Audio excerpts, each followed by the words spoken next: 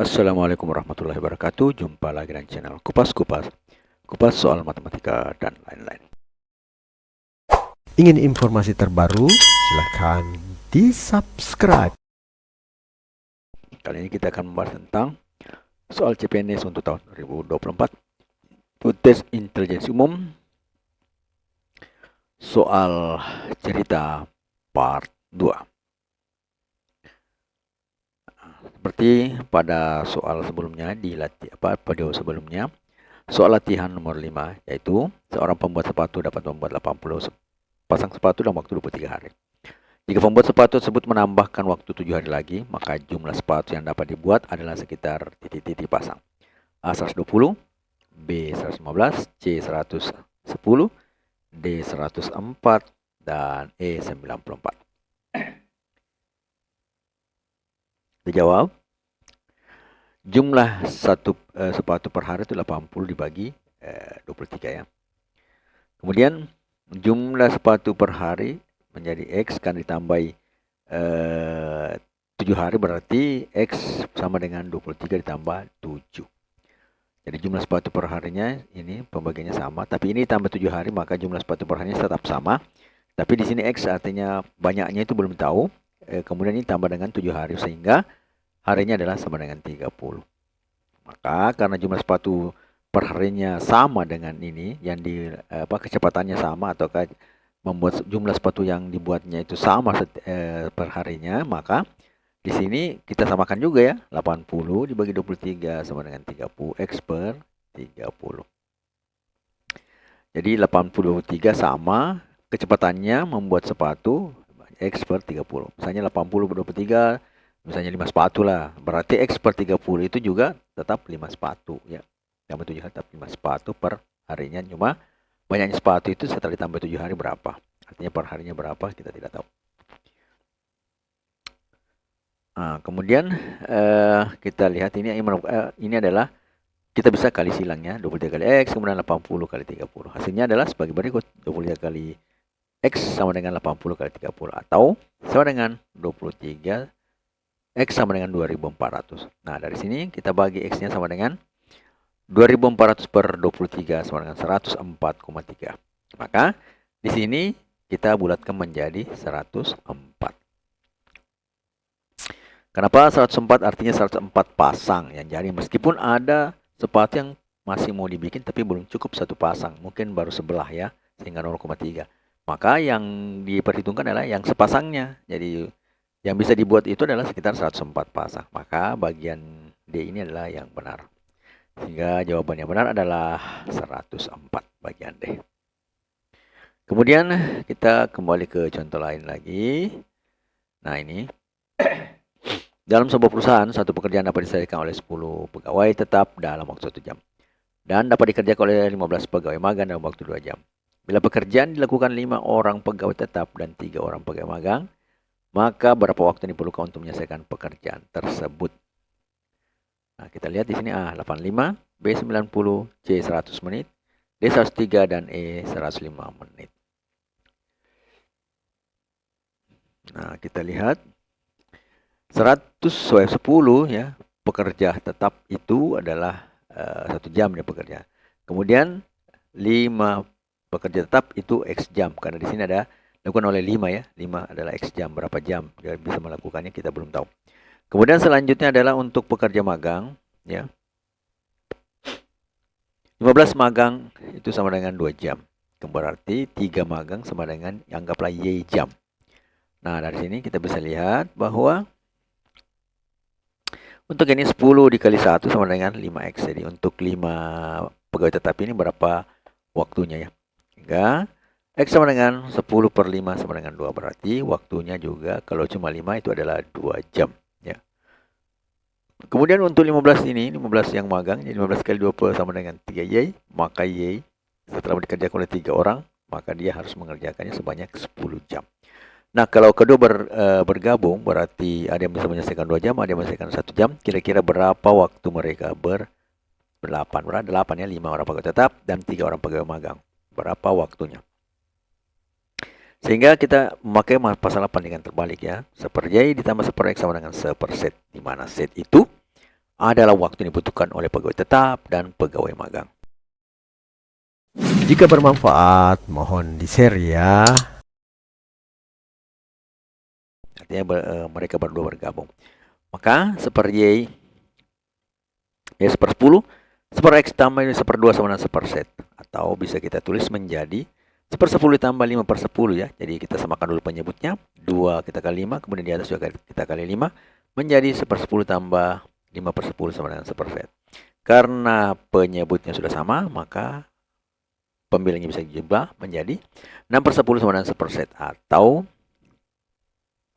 6 set sama dengan 10, sehingga setnya sama dengan 10 per 6 atau sama dengan 1,67 jam. Nah, 1,67 jam ini kita konversi menjadi menit. Dengan cara 1,67 jam kali 60 itu sama dengan 100,2 ya. Jadi 1,67 itu dikali 60 kan 60 menit ya, menjadi 100,2 menit atau bisa disetarakan menjadi 100 menit. Sehingga jawaban yang paling mendekati situ adalah bagian C. Atau jawaban yang tepat adalah C 100 menit. Selanjutnya nomor yang kedua. Mesin A, B, C dimiliki oleh Pak Budi dapat mengerjakan suatu proyek dengan lama pengerjaan berbeda. Jumlah lama pengerjaan dari mesin tercepat dan mesin terlambat adalah 480 menit. Selisih waktu kedua mesin tersebut dengan mesin yang berada di urutan kedua adalah 2/4 jam. Artinya selisih A, B ke C ya. 2/4 jam. Kemudian dari ketiga mesin tersebut, berapa lama waktu untuk pengerjaan proyek yang tercepat? A 105 menit, B 114 menit, C 124 menit, D 140 menit, dan E 248 menit. Berarti kita lihat ini soal THBK ini ya, 2024. A itu adalah mesin tercepat, kita anggap sebagai mesin tercepat, baru kemudian C itu mesin terlambat, yang paling lambat ya. Sehingga A dikurang B itu, jadi selisih antara A dikurang B itu sama dengan B dikurang C itu selisihnya adalah 2/4 jam. Jadi A ke B itu waktunya 2/4 jam, artinya A-nya lebih cepat 2/4 jam dari B, kemudian B lebih cepat 2/4 dari C. Berarti bisa dikatakan 2/4 jam itu adalah 2 kali 60 ditambah 1/4 kali 60. Tahu itu sama dengan 120 menit ya, 60 kali 20, 60 kali 2, 120 menit. Dan 1/4 kali 60 sama dengan 15, artinya menjadi 135 menit. Selanjutnya, A sama dengan B dikurang 135. Artinya kecepatan B itu harus lebih kurang lagi untuk kecepatan A. Ya. A dikurang 135. Kemudian, C itu sama dengan B ditambah 135. Jadi kecepatan B masih ditambah lagi 135 menit untuk membuat C berprosesnya selesai. Jadi B selesai, kemudian 130 menitnya baru C selesai. Kalau di sini A selesai, kemudian 130 menitnya baru B selesai. Ya, di sini. Kemudian di sini dikatakan jumlah lama pengerjaan dari mesin tercepat dan mesin terlambat adalah 480 menit ya. Berarti mesin A ditambah mesin C itu kalau bekerja sama dengan, kalau dijumlahkan menitnya atau jamnya yang diubah ke menit, itu sama dengan 480 menit. Kemudian B dikurang 135 karena di sini kan ditambahkan AC ya. A-nya itu adalah B kurang 135, kemudian C-nya itu adalah B ditambah 135, itu sama dengan 480. Nah, kebetulan ini 135 masing-masing berarti bisa saling menghilangkan. Sehingga hanya 2B sama dengan 480. Maka B-nya sama dengan 240. Berarti ini sama dengan 240 menit B-nya. Kita cari yang tercepat ya, berarti A sama dengan B dikurang 135, hasilnya adalah 240 dikurang 135 sama dengan 105 menit. Jadi yang paling cepat kan mesin A ya. Anggaplah mesin A sebagai tercepat dan C mesin terlambat ya. Maka A-nya itu paling cepat itu adalah 105 menit. Sehingga jawaban yang benar adalah bagian A, 105 menit. Selanjutnya, yang nomor yang ketiga. Misalkan nilai Abdullah adalah X dan nilai Munir adalah Y. Nilai Abdullah selalu 5/4 kali dari nilai Munir. Sedangkan nilai Munir tidak pernah lebih dari 64. Nah, nilai Abdullah yang mungkin yaitu 87, 88, 80, 83, 85. Ya. Kita lihat jawabannya. Ini merupakan soal prediksi saja ya. X sama dengan 5/4Y, artinya Y itu sama dengan 4/5X. Nah, anggaplah sebagai persamaan pertama atau I ya. Selanjutnya, Y itu lebih kecil atau sama dengan 64. Jadi tidak pernah lebih, artinya maksimalnya 64. Berarti kita bisa tulis sebagai lambang matematika, Y lebih kecil sama dengan 64. Dari persamaan I dan I2 ya, atau persamaan 1 dan 2 ini diperoleh bahwa 64 itu lebih besar atau sama dengan 4/5X, karena Y-nya diganti menjadi 4/5X toh, berarti 64 itu lebih besar sama dengan 4/5X, atau bisa ditulis X itu lebih kecil daripada 5 kali 64/4, atau 5 kali 64 ini Suka dengan videonya? Like dong. dibagi 4, 6 kali 64, 8 kali 8 64, berarti 48, 2, 8 kali 5 kali 2, berarti hasilnya 80 ya, 4 kali 5, 2. 8 kali 5, 40 kali 2, menjadi 80. Berarti nilai maksimal untuk Abdullah itu adalah 80, karena nilai maksimal untuk Munir adalah 64. Jadi nilai maksimal Abdullah 80, sehingga jawaban yang tepat adalah bagian C, itu 80.